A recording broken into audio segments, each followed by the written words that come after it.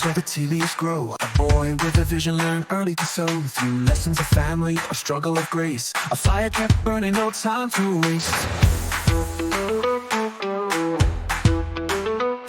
From chalk in the classroom to books on his hand, to Nairobi's bright bustle, he followed the plan.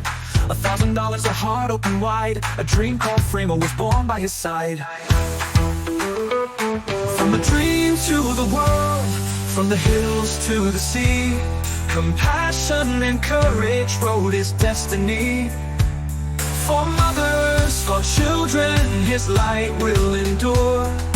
MOFFAT, OSORO, a vision so pure.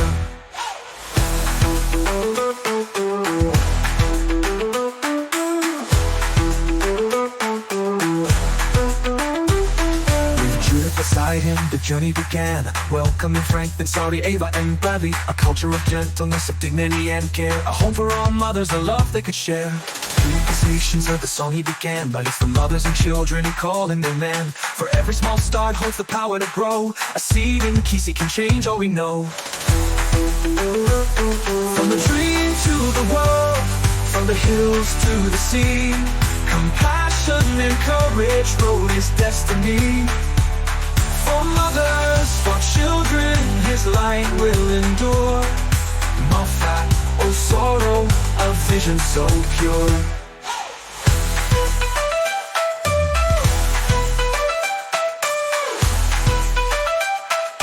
Vision so pure. Start where you are, use what you have. Keep moving forward, the road may be rough. From 1,000 in hand to a global embrace, MOFFAT's the story of hope's living face.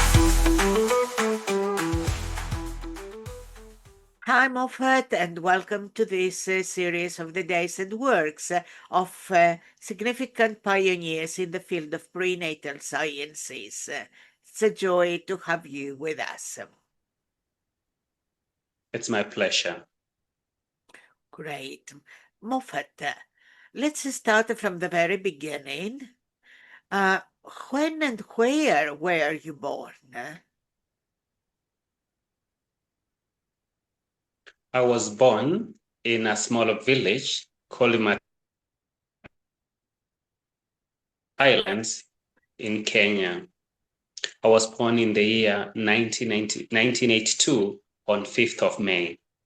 It's a small village with green highlands, and it's a place that is known for good small farming and plenty of rain throughout the year. Right. In 1982, what was the situation in Kenya? The political, social, cultural conditions. Well, in 1982, the country has just come from a coup that was intended to overthrow the then government, and but it did not succeed. So the year that followed, when I was born, at least there was peace in the whole country, and in our community, we were still culturally very strong. We had those cultural values that were traditional, that a family was the unity of the community, and the people were each neighbor is keeper, and as a family you were identified. Dad and mom were the pillar of the family, and the kids were supposed to bring that love and that support to propel the family forward. Right. So what were can you speak a little bit more about the values of the time? Because Kenya has got a long history. Perhaps it is the country where hominids or homo whatever the adjective after that started. So can you speak about the values of the land as in general?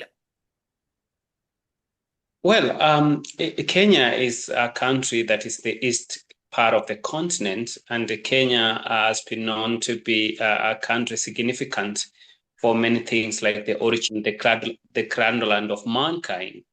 So we all know that when we try to look at evolution, much of what we talk about, the origin of man, is known to be in the Rift Valley of the country. When you look at the culture, the culture is totally something that identified a community. We are 42 communities in this country, and I come from the community called Kisii community. It's one of the many communities in the country, and the Kisii people are known for their hardworking. You can find them every part of the country. You can find them every part of the globe. So they are all industrious and hardworking. And the values is, as you are born, the first thing you have to be inculcated the virtue of hardworking, the virtue of being industrious, and the idea that even when you move out of home, you don't leave your roots. You go with them and be part of that person who was raised in this village. Wow, beautiful. Kisii is close to Lake Victoria, or somewhere close? Yes, it's 2 hours to Lake Victoria. You just Good. go. It's the western part of the country. And Yes. can you bring us into the everyday life of the people in the area? What is it like? Is it you speak about highlands, but what is the plant, the flora, the fauna over there? What is it? Well, economically, our people are farmers, and we grow crops, cash crops. We rear all cattle, goats, chickens. We do vegetable farming. So the economic activity is to provide for the family as well as to sell. So if, for instance, in my home, we were lucky to have tea and pyrethrum, and also vegetables. So much of the time we were in the farm, and the produce we were taking to the market, and after keeping what we are supposed to consume, the extra were taken to the market to give us income. On a typical day, let me say for us in our family, on a typical day, on a weekday, we were going to school. It was mandatory that us kids at that particular time we were supposed to go to school. So you can wake up, take porridge from your mother, go to school, come back for lunch. So we were running away. We were running from school at midday. We were supposed to come to home to come for lunch, and the mom was already made lunch, and it's one of those things we took for granted until now we grow old, because it was a must that when you arrive home, if you don't find your mother at home, you're scared. So the moment you get your mom, the next day is tell you wash your hands. She gives you food and tells you to do a few things like give the cows some water, do one or two things, and go back to school. When you come to from school, you are given a little chores today, like take care of the cows, milk the cows, get vegetables, and help mama. But on their part as parents, after the kids have gone to school, mama will take care of the little ones on her back as she goes assisting dad in the farm. So they help at the farm. Either they are taking care of the crops, they are harvesting, and then when lunch approaches, mama will rush home to cook because she knows our kids are coming from school for lunch. So when she gives you food, she goes back to do other things. At around 5, she would prepare vegetables and other things, awaiting our kids come from school so that they can have their supper. So on a typical day, that's what happens. During weekends, when my mom conceived me, she said she got converted to Christianity. And she was in a denomination that's called Seventh-day Adventist, SDA. This is the denomination we were raised. So we were Sabbath keepers. On Saturday, we did nothing other than wake up, take tea, go to the church. And then on a Sunday, because we were Saturday keepers, on Sunday we'll assist all kinds of work that were supposed to be done in the farm, from working the farm, taking care of the cows, and taking care of the little ones if Mama was to go to the market on this particular day. Can we go back, Moffat, to the time when you were born in 1982? And can you speak a little bit about how, I mean, in terms of birth facilities, what was it like to be born in your village? Wow. I mean, it was natural. It was normal. What I'm saying that is, during that time, it was taken to be a normal process for a woman to give birth. And in my case, being the 60th born, I was born at home. And my mama gave birth all of our babies at home, 8 of us. The idea of a woman would be taken to hospital was a very complicated case. So during the 80s, all the babies were born at home unless mama was unable to progress properly. And that's the time then the women who were taking care of her at home will arrange to take her to the nearest hospital.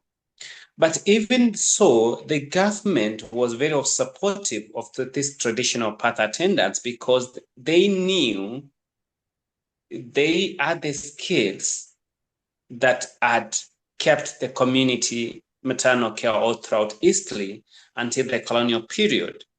But you see, when the colonialists came, they persuaded our people that the care that were given to our people was old and they have to disregard it.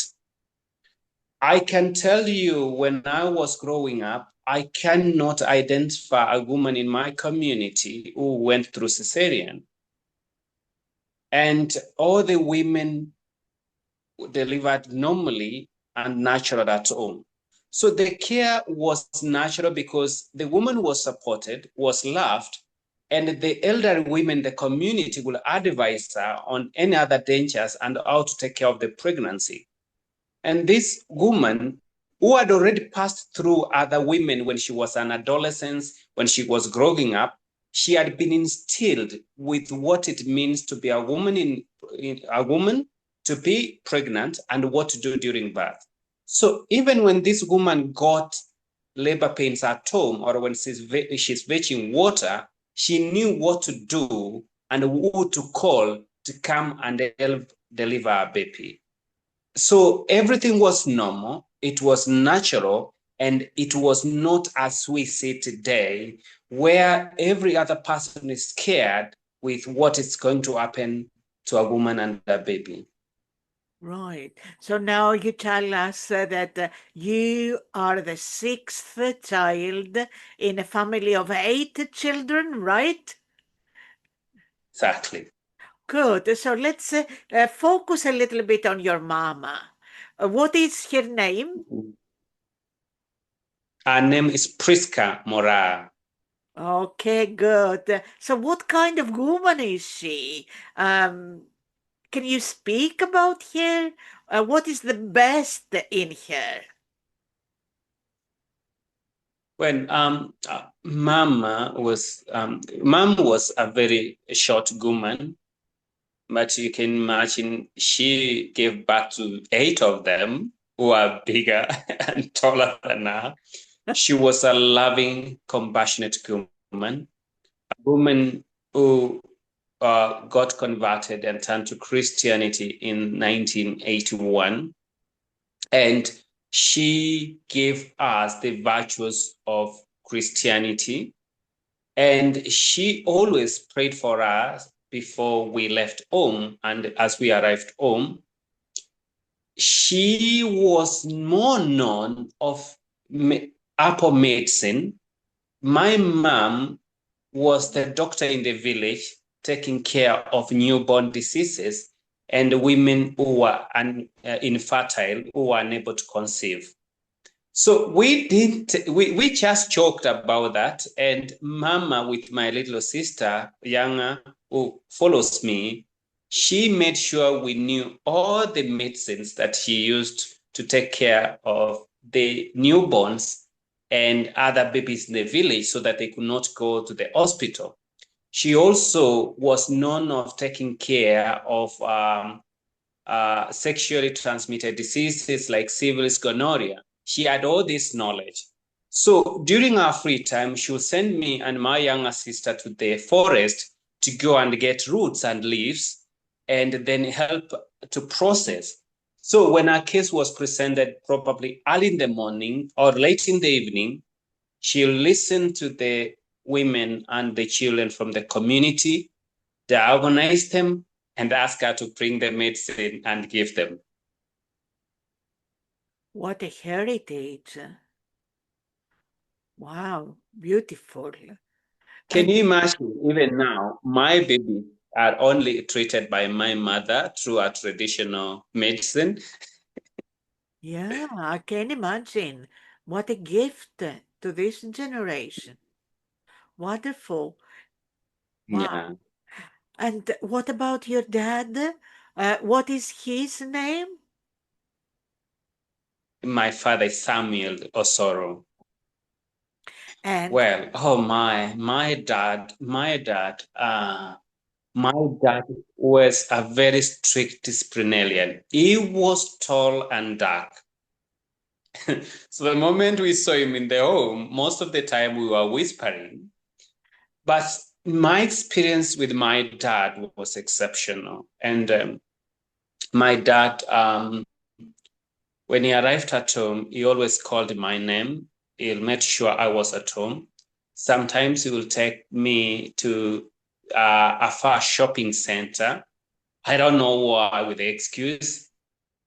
He'll buy me a watch and give it to me. I don't know, but later I will learn the reason why. So dad always provided discipline and they made sure we performed at school.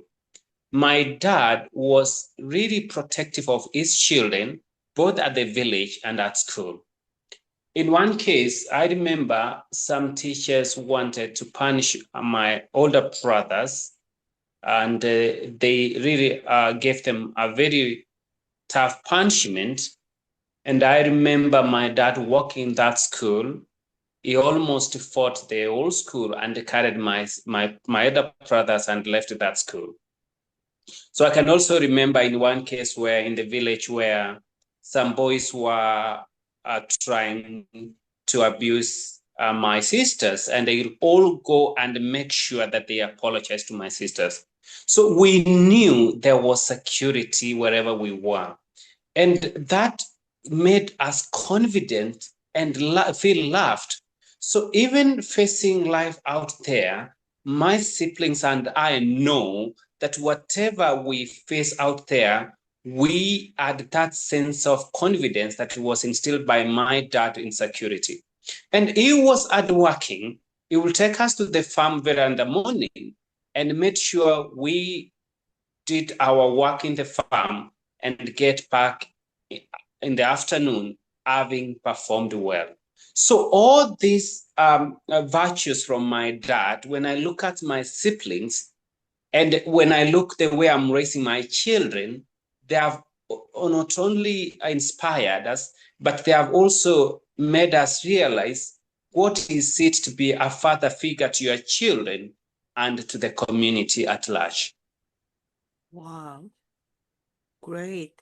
Thank you for sharing, Moffat, on this.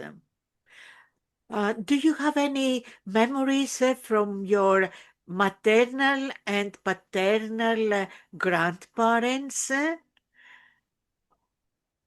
What is the Oh, best you wow. remember from them? Wow.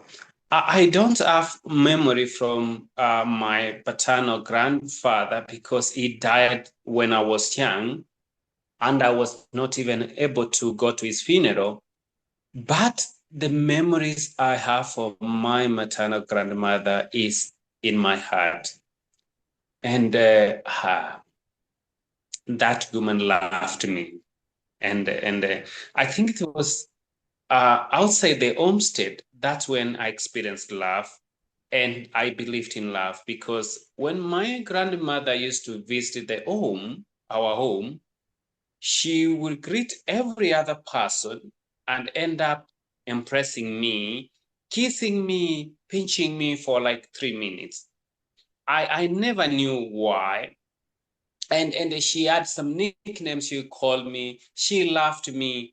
And it was the first time for us in Africa, it's very hard for somebody to kiss you in the cheek, to hold you, to impress you, to cuddle you. And at the first time I was scared, but later I impressed it as a sign of love. So one day before she died, she requested that I go to her home to sleep overnight. And I was around 80 years, and it was a walking distance. And my mother allowed me to go there. And when we slept, she put me in her bed and impressed me the whole night until morning. And when I was about to go, she escorted me and left me at the road and said me goodbye. So when I was told that she's dying, I was already in Nairobi, and I decided to go and asked permission from my workplace. And before I boarded a vehicle, I was told she died.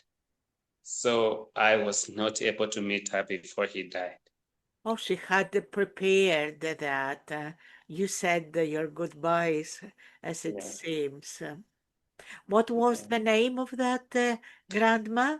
So on the side of my paternal, on my paternal, Yes. my grandmother was Rebecca Kerubo.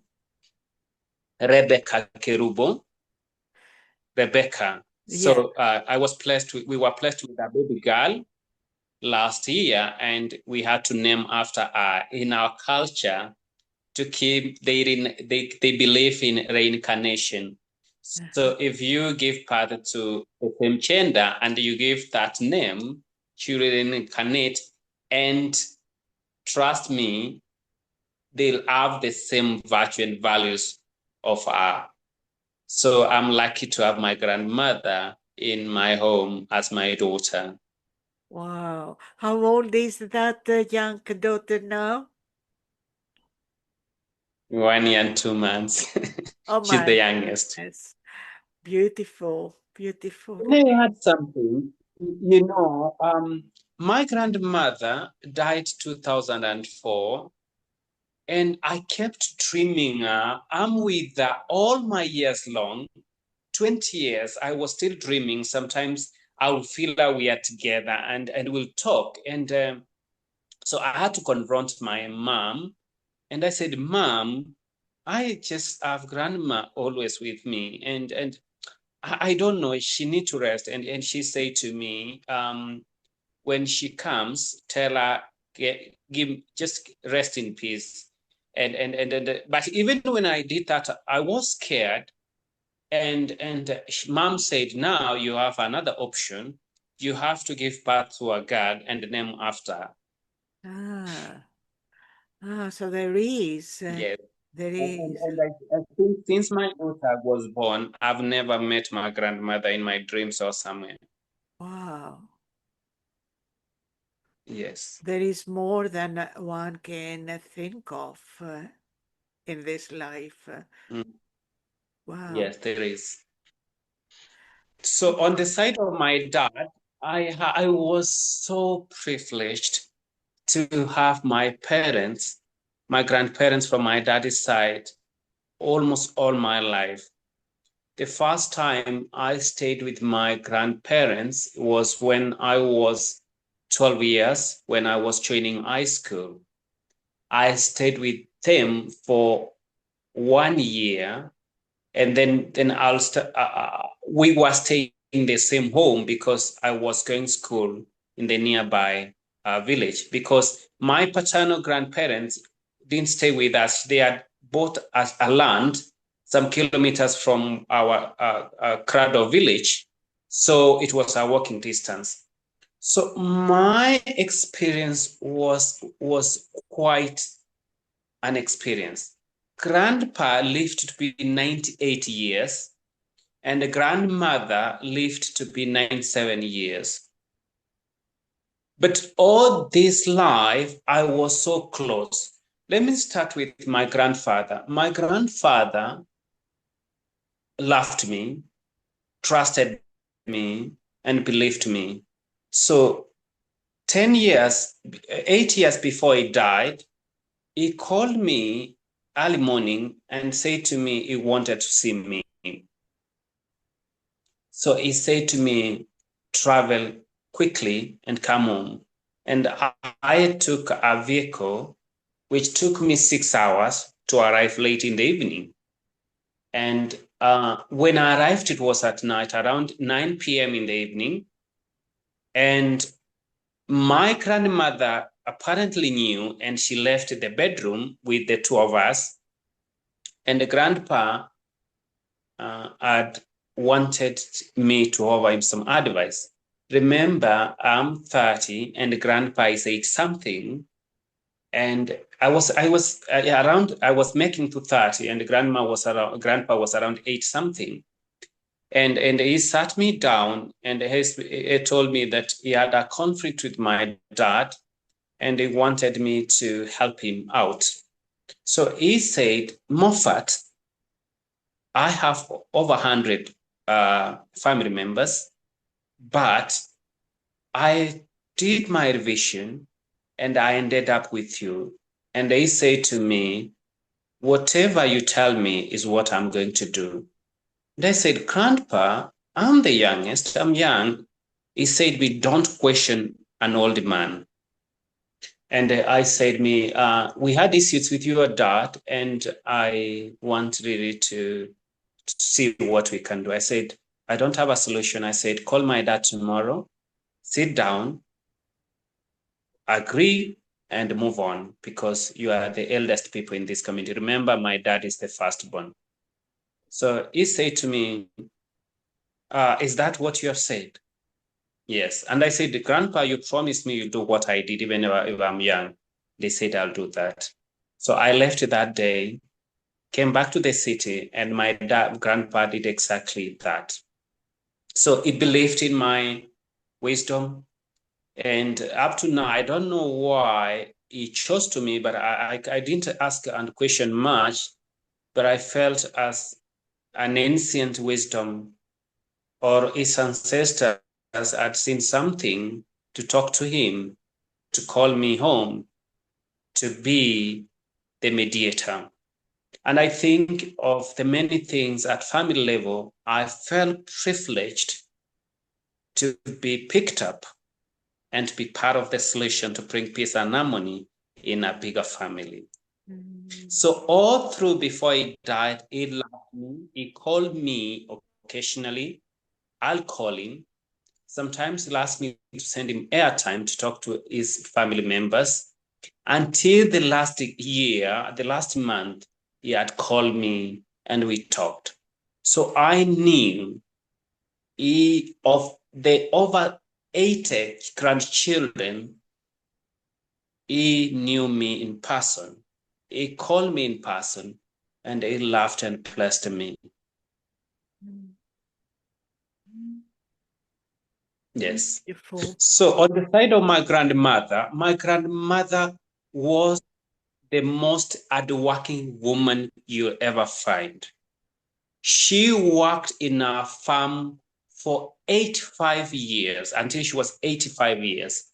In fact, She only stopped working when she went to her 90s, when her body will not help her to walk around.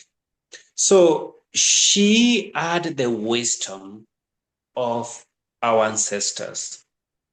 She had a bigger family of 13 children, but she stood with my grandfather and helped my grandfather to educate all our 13 children to get college education and to get employed in all those years. She was admired by our community for taking our daughter at school, even when the community was against educating women. This explains a lot in you, Moffat. Yeah, because I think I can recognize now in you all of these treasures you have gathered from the family and from the family, from these people. And they were exactly very also. Yes, and Please, please, go on.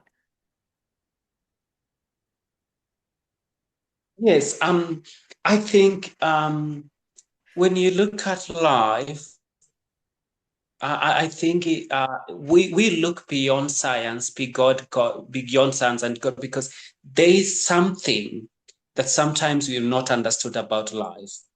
Mm. And the moment you look at life and the little things of connection and understanding and putting them together, you realize that life is bigger than what we imagine and see. Yeah. And it's in people. And you see things like connection, things like love, things like events, things like decisions, things like conflicts. When they are put together and analyzed in a human, respectable way, they bring us into humanity to understand life. And even when we expire, we know that part of us is left continuing with everything that was meant to be Yes. in us. Yeah, now we can start seeing the little Buddha or the big Buddha that your colleagues and friends recognize in you. Okay, so let's go to your siblings, Moffat, because there are 7 more humans you share your life on an equal basis as siblings, brothers and sisters. Can you share any memories with them? Oh my goodness. As I said, I indicated that my older siblings were separated from us because my father wanted to keep them safe from the school that the teachers were against. But my siblings, the 6 of them from my two elder sisters and my brother and my younger brother and my one sister, we were together and we have never grown old. We love each other, we care for each other, we put each other's needs before us. Can I imagine that I can stay with my siblings' children for a whole month without identifying with my child, without my kids telling that this is my dad or my auntie? So when I've tried to raise our kids the way we were raised. We were close knit. We loved each other. We cared for each other. We fought for each other. And we stood for each other. Also now now I've taken the leadership role of trying to put these kids together. So on a holiday, I'd gather all my siblings' kids in my home and they bond. And if you were to come to my home and try to tell Moffat, who is your baby, who is your kid, you cannot tell. So, and I think that has been propagated from one generation to another. And I feel that to put a family together as a one unit, one blood, would translate to a community, to a nation, to a world. So what I've seen from my siblings transcended to our kids is something that I aspire that many of us could have wanted a world to be a better place through that harmony of people not identify who they are, but identified as one human, one blood, one person. Yeah. Wow. Wow. And Joanna, the sister, is she, uh, does she work with you now or what? My younger sister works in one of the hospitals, and we were the closest. I mean, it happened that we are almost the same age. We were the closest, so we talk almost 3 days a day. And even when you feel you don't have to talk to somebody, you feel like, oh my goodness. I think to me, she represents my mom's kids because if I don't call on a particular day, she's like, okay, I am now your ex-sister. Have you decided to do that? And we can laugh. And the other sisters and the other brothers. My elder sister works in our Fremo school and she helps there, and we are so close. My younger sister also works with us. She's very close to me. My brother, who I follow also, we so close. He always coming back to help at the clinic during holidays. So we close knit, and there's love even when you meet these people. I'll send the photos, and you can be able to see what it means to be part of these people. Okay, thank you very much. Well, Moffat, what can you share from your childhood related to the time when you discovered or remembered or decided that you have found your own entelechy and started in the direction of becoming who you are? What was in your childhood that reminded Oh you boy. of? I think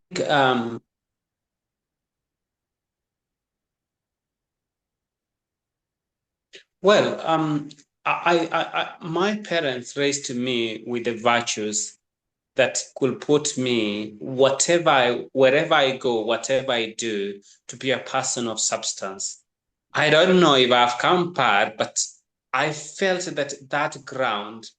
And even so, nature was always fair to me because I think, in as much as my parents could have done whatever they wanted to instill in me to be what I wanted, in as much as I dreamed what I wanted to do, the world knew my place, and it conspired with all the people I met and with my beliefs to go towards where I am today. So you started your uh, school years in Hello. your place. Then what happened? We already know that when you were in high school, you spent 1 year with your with family, other family members. But go on, speak a little bit about your gathering knowledge years.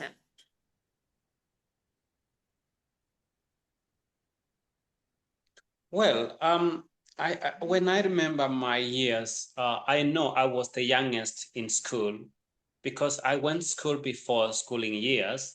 If today you tell the psychologists today, they tell you that I missed the mark. So I went to school before my time because when I joined preschool, I got the teacher and she said to me, go back and bring your parents. When I came with my dad the following day, she said to my dad, your boy is wasting time in preschool. Take him to primary school. So I didn't understand that. I could only see them conversing. So I was taken to primary school, a very young boy at 4 years. And in primary school, I was the youngest there working. But in my earlier years in school, it didn't mean to make close friends because I always knew warmth and comfort was at home. After school, I always ran home because that was my fortress. That was my foundation. That's where I was no stranger. So when school bell rang, I was the first person to run out of school and go home. But when I'm at home, I was involved in many chores at home. One particular, I had my gardens all the way to school. I prepared gardens. I had to have I made sure there was enough vegetables to sell from my own garden and to feed the family. So most of the time I'm at home helping with the cows and gardening. I started milking cows when I was 7 years. Wow. Yeah. Yeah. Yeah. And then what happened then, Moffat? Um, what was the first thing that you chose studying when, let's say, you became of age of making a decision what to do, how to do it, not as part of the family only, but as something beyond the family? Did you study medicine, for example? Well, okay. So when I finished high school, I was meant to go to college, but when I was in high school, that when I realized that we were poor, because as I had indicated, I was able to come to the same class with my two other siblings, and my parents were not able to raise enough money to take me to high school of my choice that I was selected to join.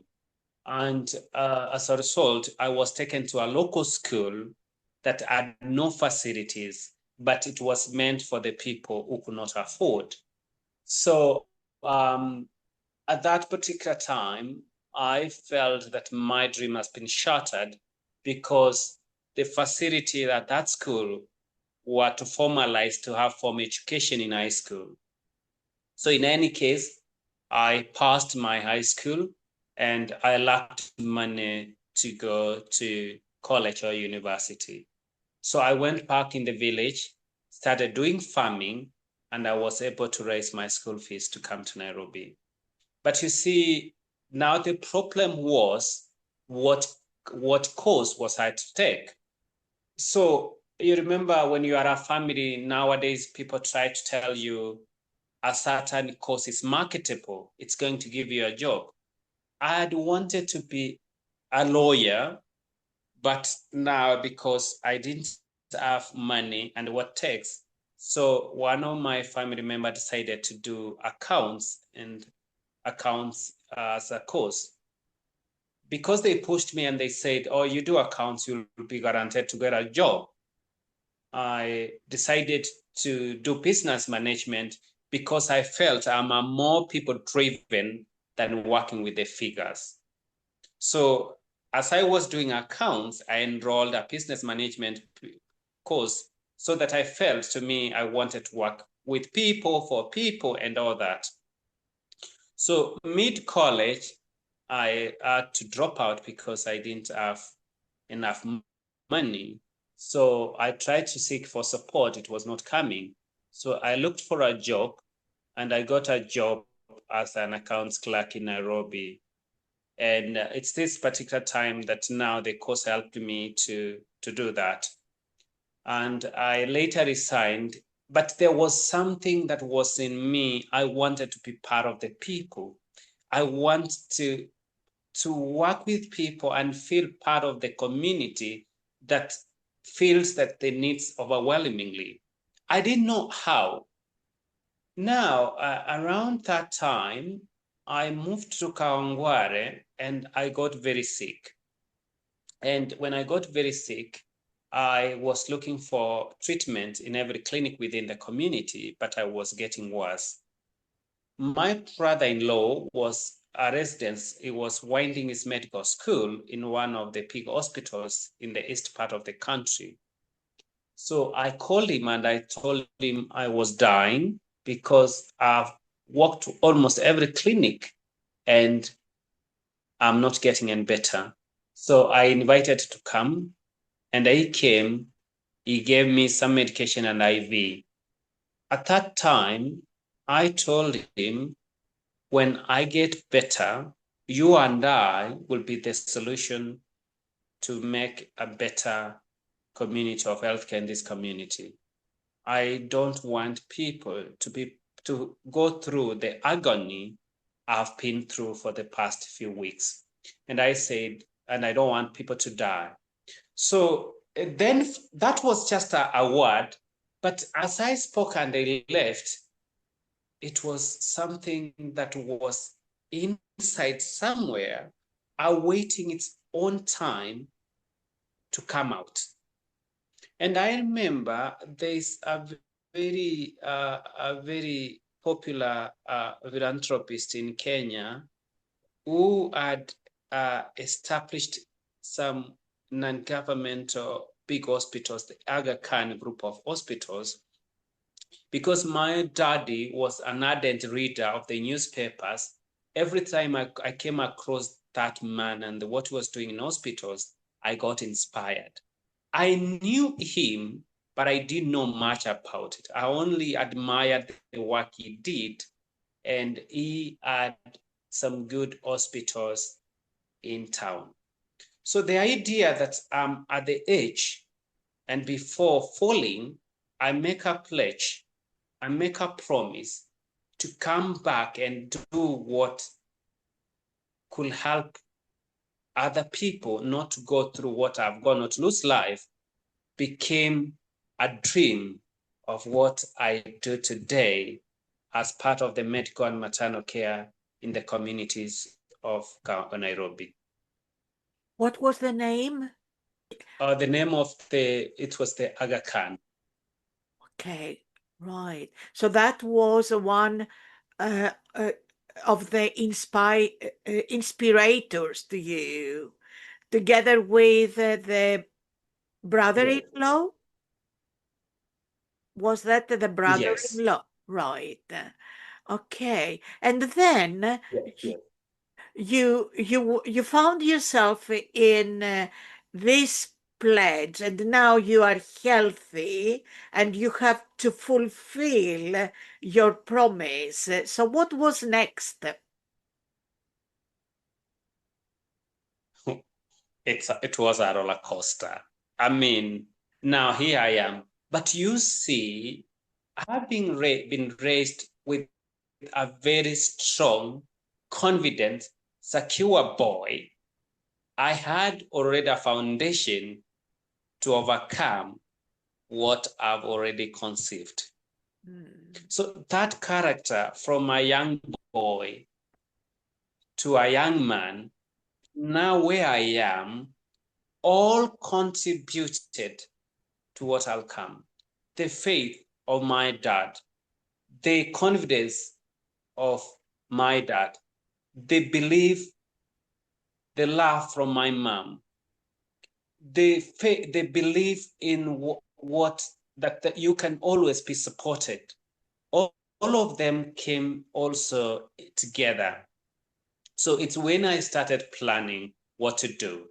So we drafted a small business plan that guided me all through the initial months of setting up a medical clinic in Kawangware. Why a medical clinic and not, a school right from the beginning, or something else? It was, of course, connected with the health story that you narrated and the agony about life or death, was there more than that, or what?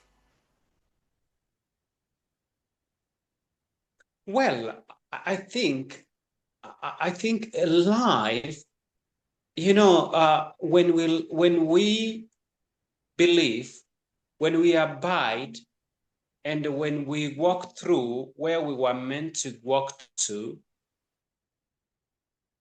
finally find what was meant to be in us. Why am I saying that?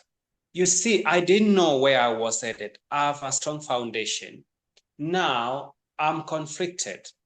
Now nature is telling you, fate is putting you and telling you, having prepared for you for this, this is what I want you to do.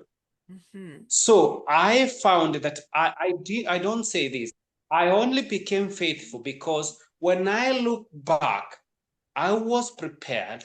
I was put in a road to travel all the way to where I was meant to be and to do that assignment. So God and nature, all of that conspired and prepared me and drove me to this predicament to wake me up and tell me, hey, young man, this is where you are. Having held you all this long, you obey, abide, and do this. So I can't take any credit, but I can say that when I was born, God carried me, the universe carried me, and it prepared me, and it told me this is where to buy. For me, was to have the wisdom to be able to see that here I am, I have what it takes, act. And for me, it was an action plan. Because even after that, even if I say it was my dream, even if I say that I was privileged, without the support that followed, I could still do nothing. So nothing of credit you ever take is to embrace the process of God, nature, and the universe, and for you to respond positively and to continue attracting so that everything can conspire to make who you to become and to be the dream that you are meant to be. Wow, yeah, beautiful, beautiful wisdom. Right, how old are you now that you draft the business plan or the project plan for the health center?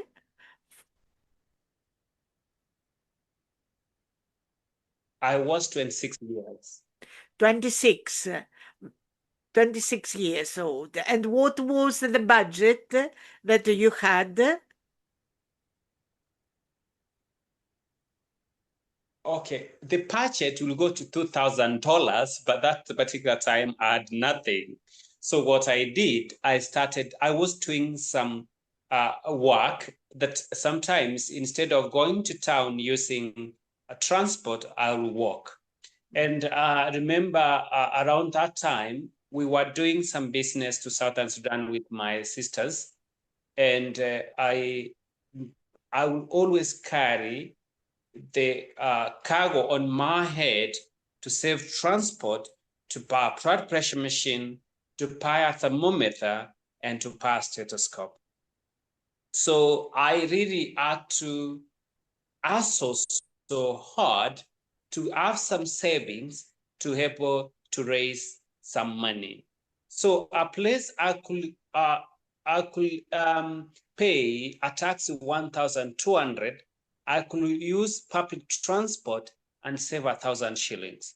So over the months, I was able to do hard work to be able to save money to raise the initial capital that was intended to pay for rent and the essentials that will start a medical clinic. Right. And what happened then? What kind of next steps you can recognize?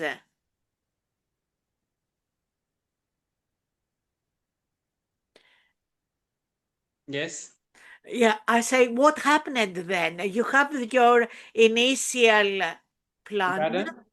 You have your initial plan. Then what happened then? Well, I had to go now because I knew the clinic was to be built in this community. So I could not go anywhere.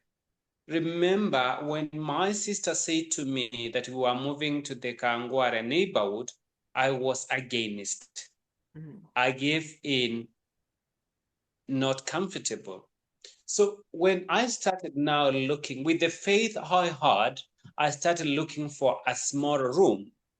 It took me almost 9 months to get the room where the Fremo Clinic Kawangware is.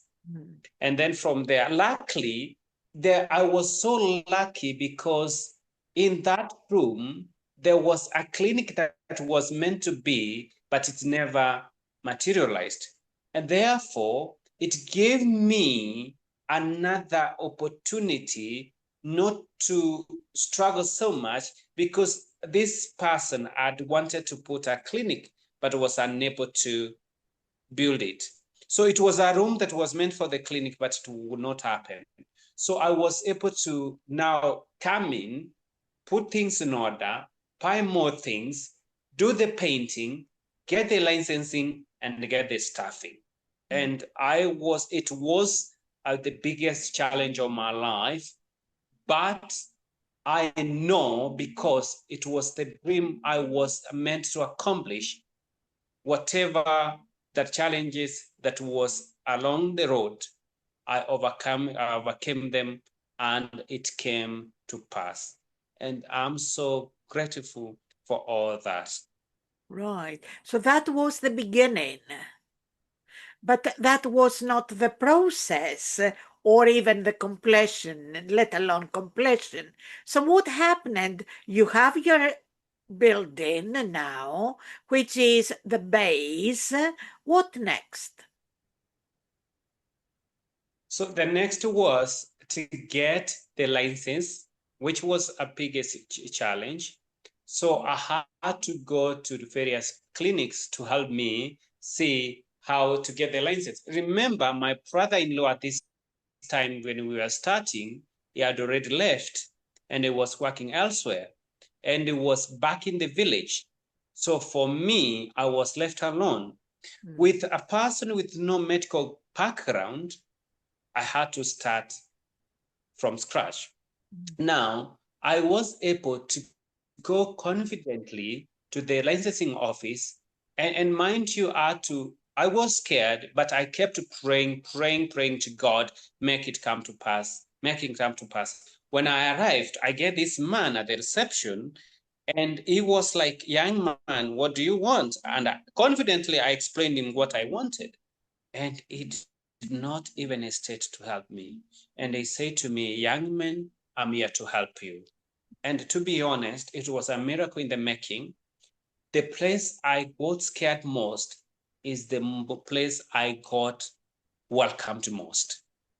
So when I came back, I started consulting where to get some medical supplies.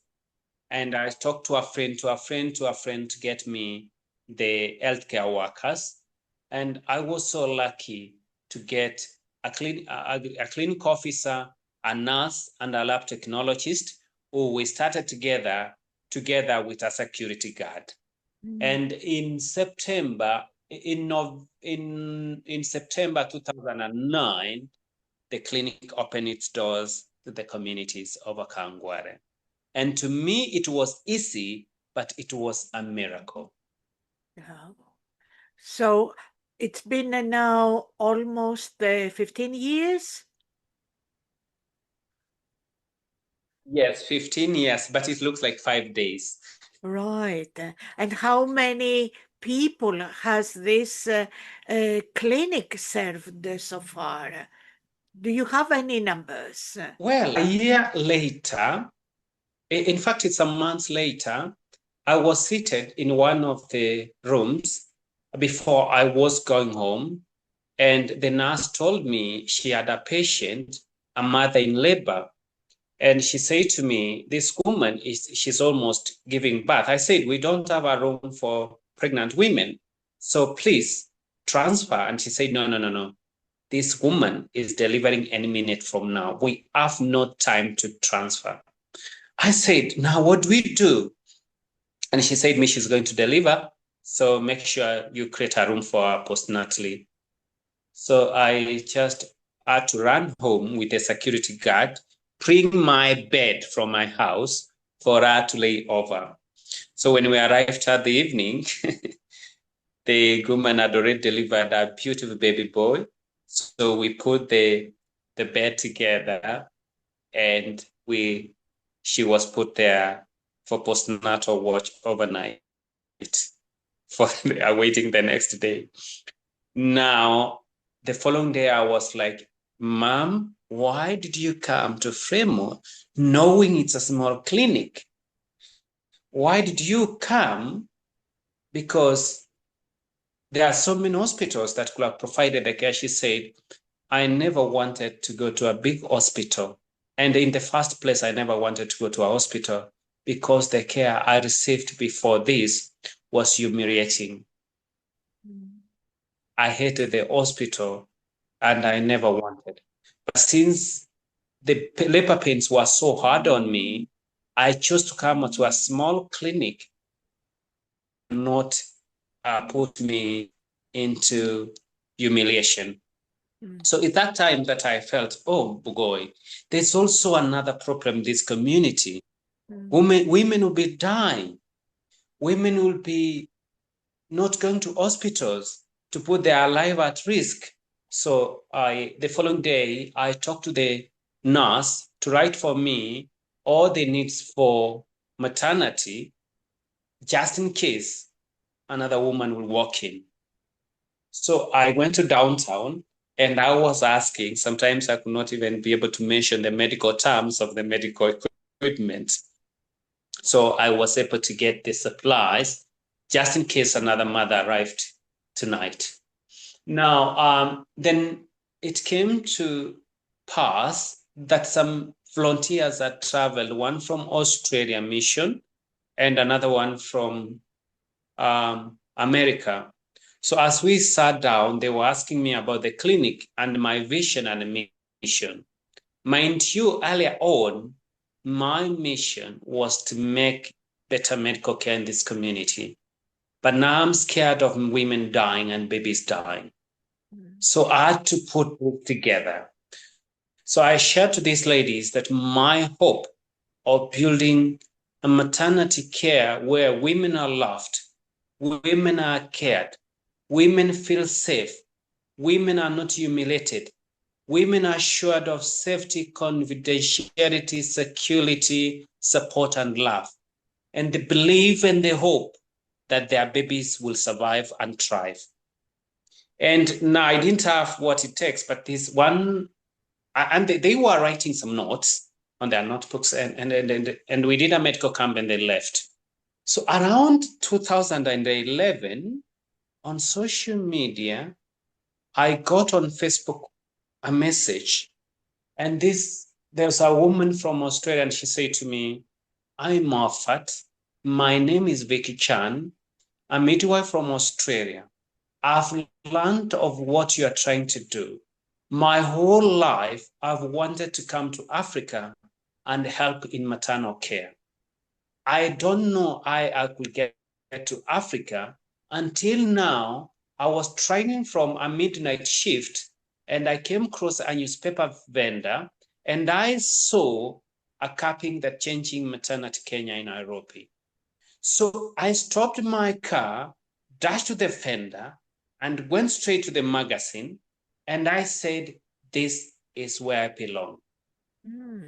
I've not known how to contact you, but I've gone to Facebook, I've Googled you, and I think you are the person I want to talk about.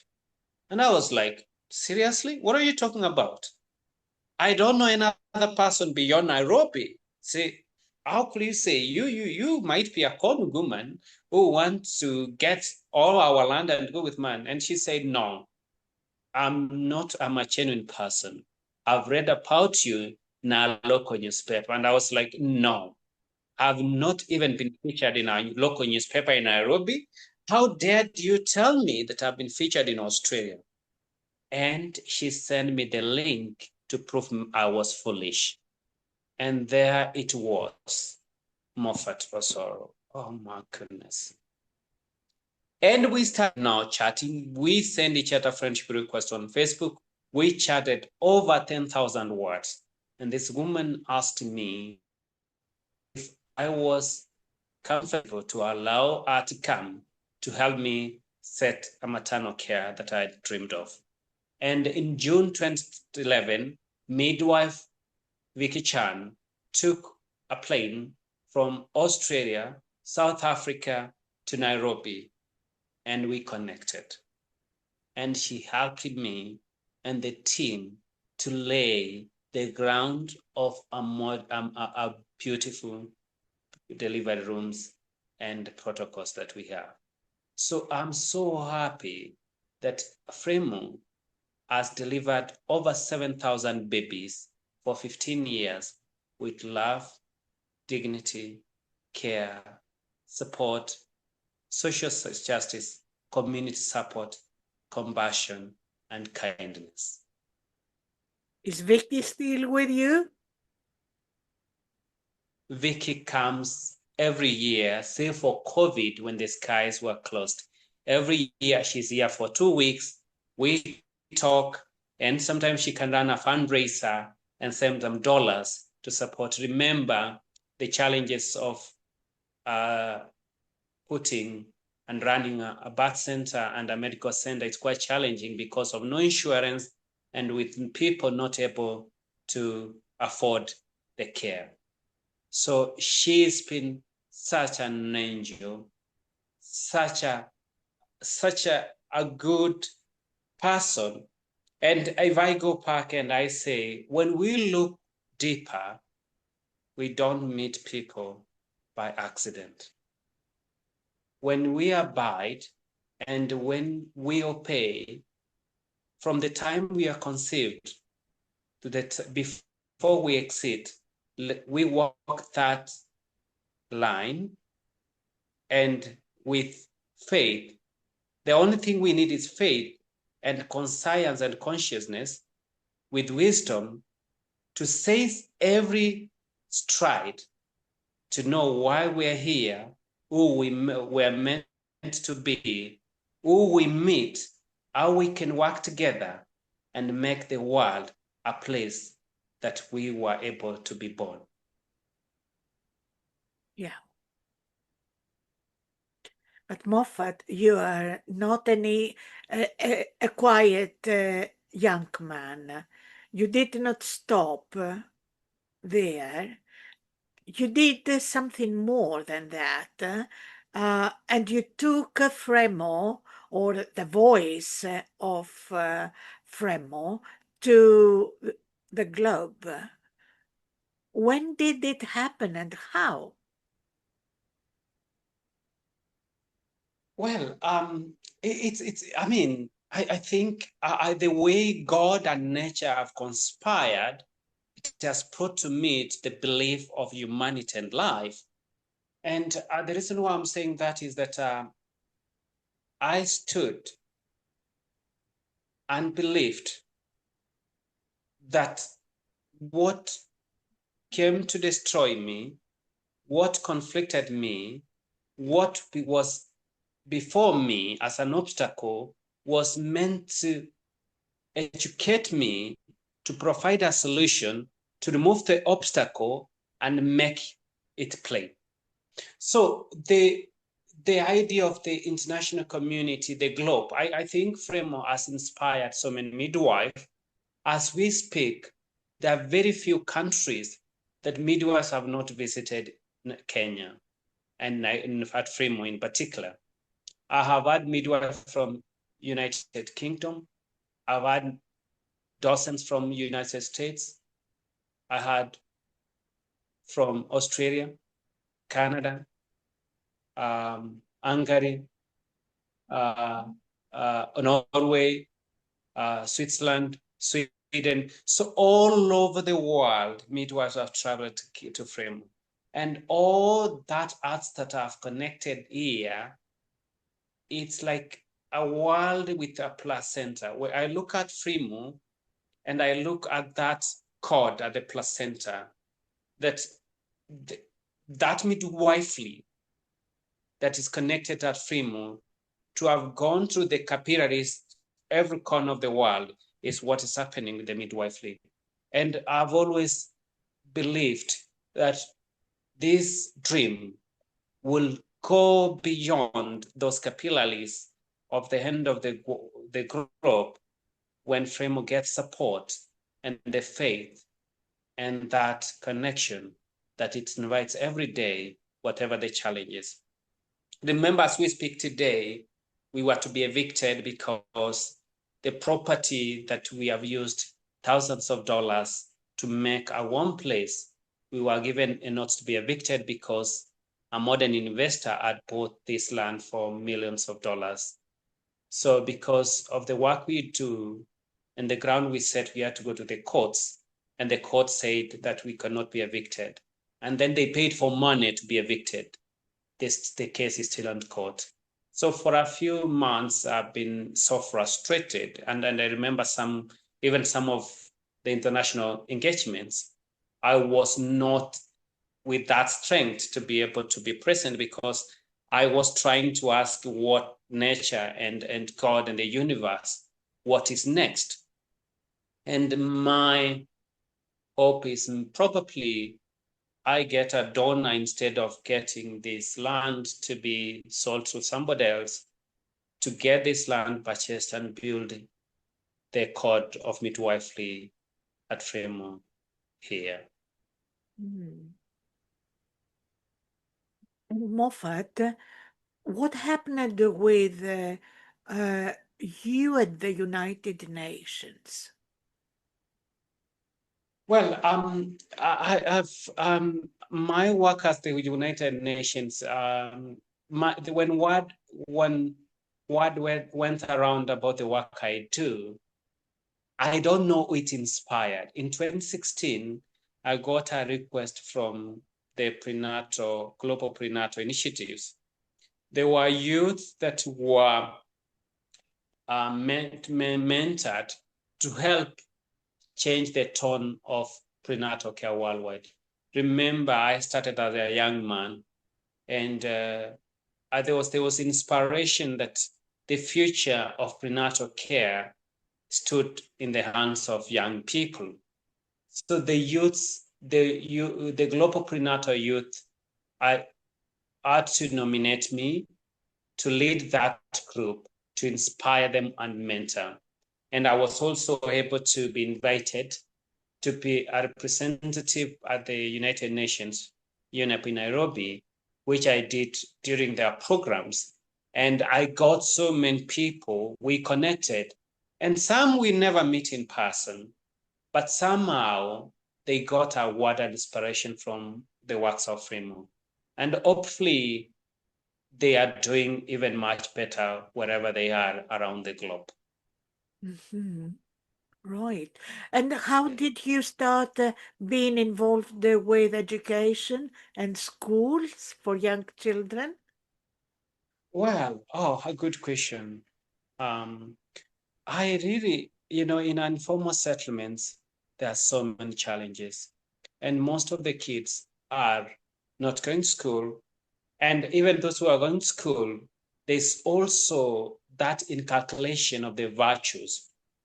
I was looking at the babies born with beauty. Now you see, prenatal science tells us that the tone we set during pregnancy at birth will contribute enormously to a better person tomorrow.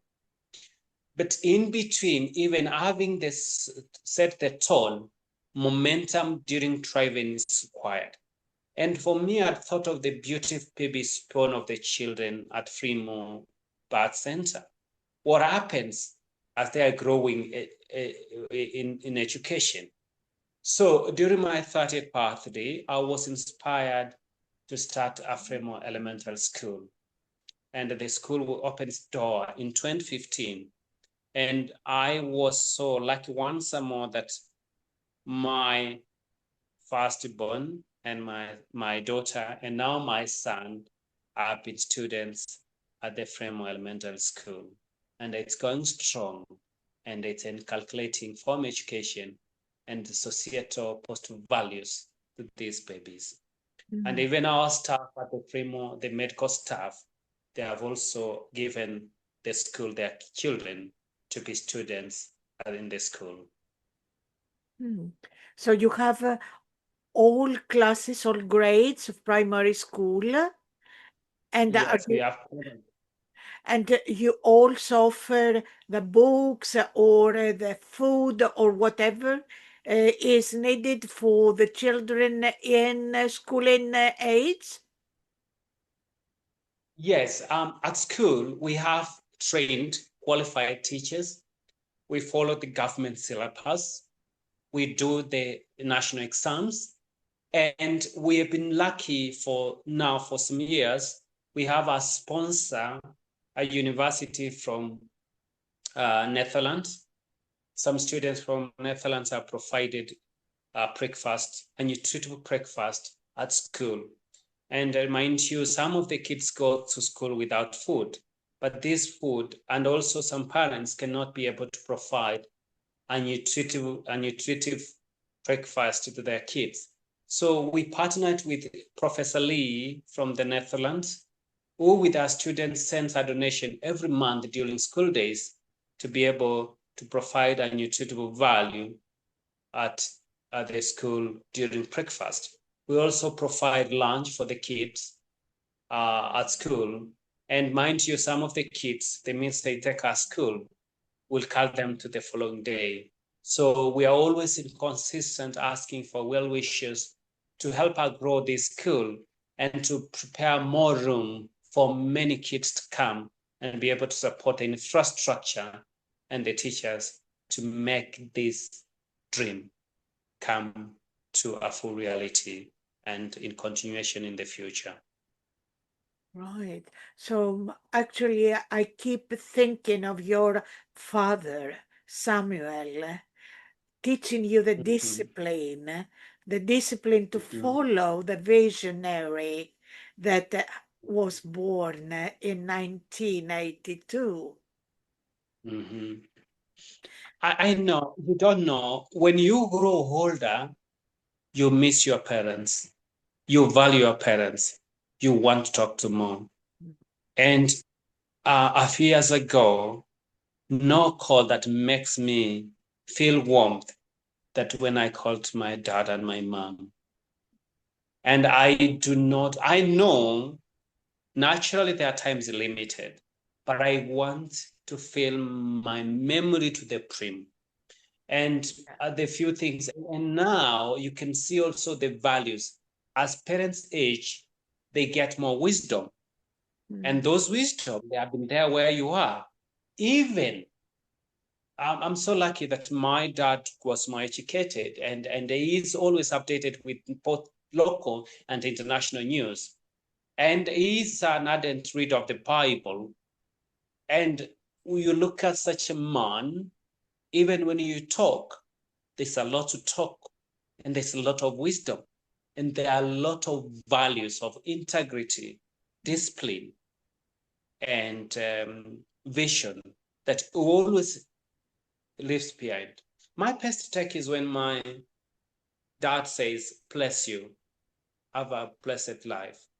And it always, it's like every time I ain't scared. And for my mama, I know she has a faith of a giant. I know I'm always prayed for and I'm always safe, even when I forget where I am. Yeah. So you are still very young, Moffat, and this means that we'll see humanity, will see more coming with you being involved.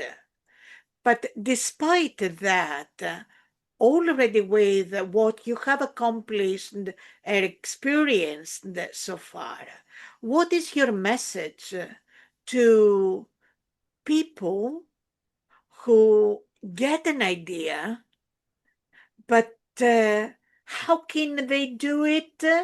What is your message to them, young visionaries of the world?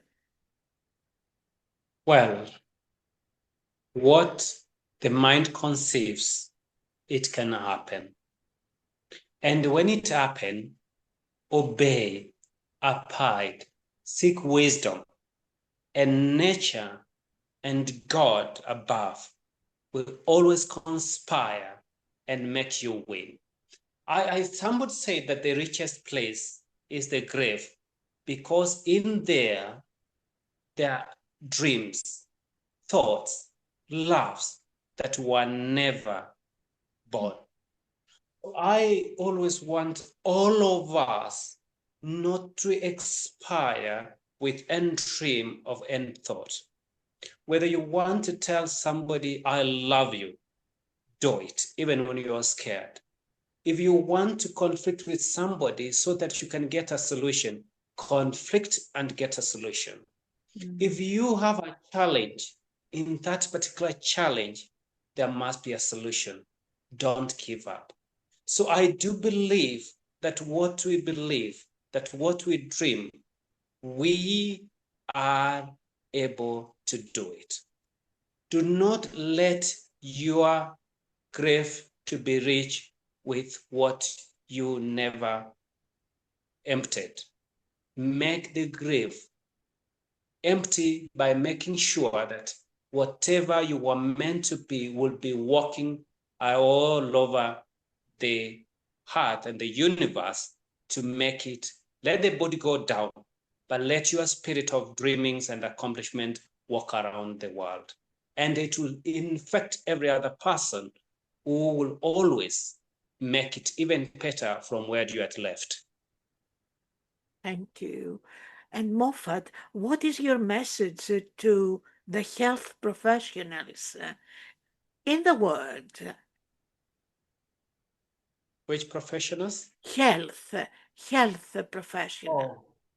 The health professionals. I'm saying this. The health professionals, I think we are privileged to take care of our people. Let us not take our upper hand, but let us take the love patch. The wisdom, the knowledge, the experience, the evidence, all should be used to better humanity. Let not our being healthcare manipulate and process, but make it better. So we all know that the world needs us more than ever, and COVID has also taught us so. The healthcare professionals should always have the challenge of making sure that the people have faith in them no matter what. Number two, I have to say that even the healthcare professional, like my background, tells me of Apple medicine. I work in a medical center at a birth center. But as old as I am, I can say that when I look at what my mother used to practice and take care of our people in the village, is proven beyond my doubt that it's worked. Let us also have place for herbal medicine.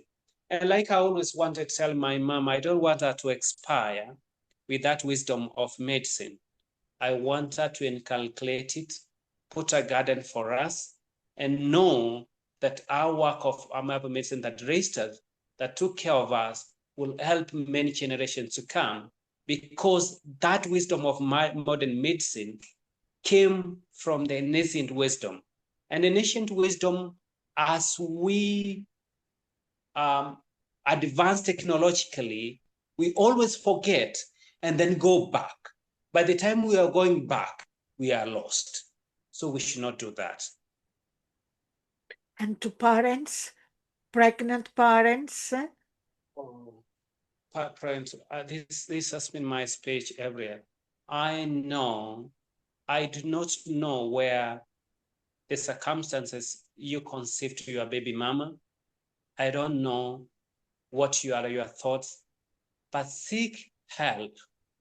Love your pregnancy, love your baby, other positive words to your baby, and cry for support even miles away, because when you do that, you invite help. And when that help comes, it will not disappoint. It will make your seed something that is immeasurably valuable than anything you ever wanted. So, mom, value that life in you. Value that seed that germinates in your womb. And fathers, be there for your women. Love them, support them. All their time is and tell them, we are going to raise a child, a leader from this, a better person from this womb. And in that case, like I said, where I was raised, pregnancy and birth was cherished. It was sanctified and it was holy. And it came to pass that we survived to see today. And your last message, I keep this to children that come, whatever young age, to one of the schools, from schools, or I don't know what the name of the uh, elementary school is, but Primary elementary school. It's primary elementary Fremo, school. oh, good, excellent. So imagine your youngest pupil coming to the Fremo Elementary School. What is the message you send to this young human? Well, as I say, to me, as you grow, look for love. Look for love, and genuine love, and conditional love. Because in love, everything will fall in place. But without love, you'll be chasing wind. So whether you want to be a doctor, a farmer, or something, love is the core of everything. And it will attract good dreams, it will attract good values, it will attract support. And when your heart is filled with love, you can conquer everything. Thank you, Moffat. It has been a pleasure to listen to you. Thank you for being with us and for your doing what you are doing for all of us, not just Kenya. Thank you. Thank you for this time, and thank you. From hope we can have another discussion someday. Thank you very much.